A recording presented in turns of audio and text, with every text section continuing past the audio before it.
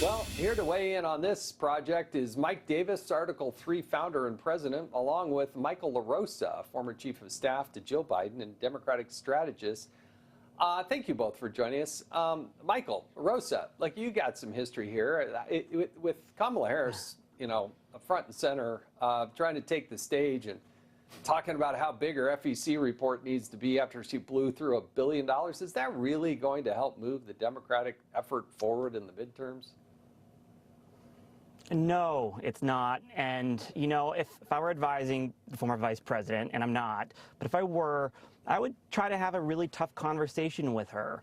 The Democrats' path to the majority is mainly through many districts that she lost and many states that she lost. And if I'm a candidate running in Allentown or Scranton or the suburbs of Denver, Kamala Harris is not going to be an asset to my campaign or the Democrats' path to taking back the majority.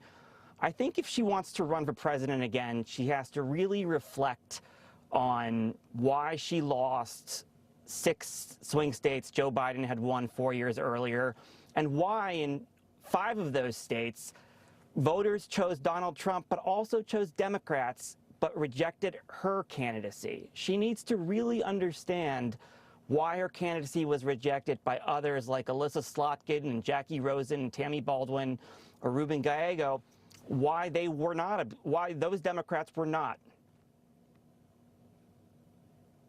Well, look, here's the thing, Mike. Michael makes a lot of sense here. And if they went the direction that Michael's talking about, I think could actually have more of a fighting chance. But the Democrats can't seem to shake off their messaging problem.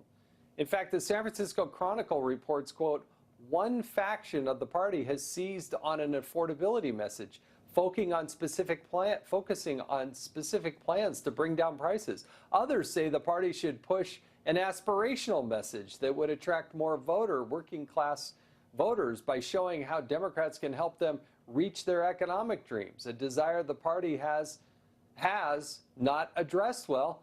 And then you got the bozos like, Eric Swalwell out there. So, Mike, tell the Democrats actually kind of get their act together. It's just going to be, a circular firing squad, so to speak. Well, first, I would say the Republican National Committee should pay for Kamala Harris's private jets to fly all over the country. And I would say to the Democrats, if you actually cared about affordability, why did you import over 20 million illegal immigrants who drove up housing costs, who drove down wages, who made everything a lot more unaffordable in America for real Americans in real America? Michael, I got to ask you, you got Zohran Mamdani, who's going to be sworn in, I think it's next week, right? So, he's going to take an awful lot of spotlight in the biggest city in our country. How is that not going to be the epicenter of the Democratic platform?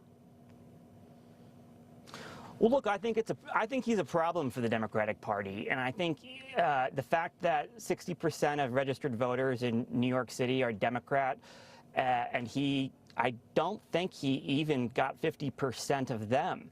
I think that is actually more instructive for Democrats than, I think that we should start looking at the reality of the numbers and lay off the provocation and the free stuff, because that's not going to fly. Mamdani's not going to fly in Allentown or Scranton, again, the places where we need to win the majority. Mike, real quick, last word to you. This is not our parents' or grandparents' Democrat Party. This is not the party of working class Americans. The Democrat Party is the party of Somali warlords and pirates and Islamists like in New York City. Gentlemen, thank you so much. Have a happy New Year. Do appreciate you joining us. All right, coming up ahead, Trump strikes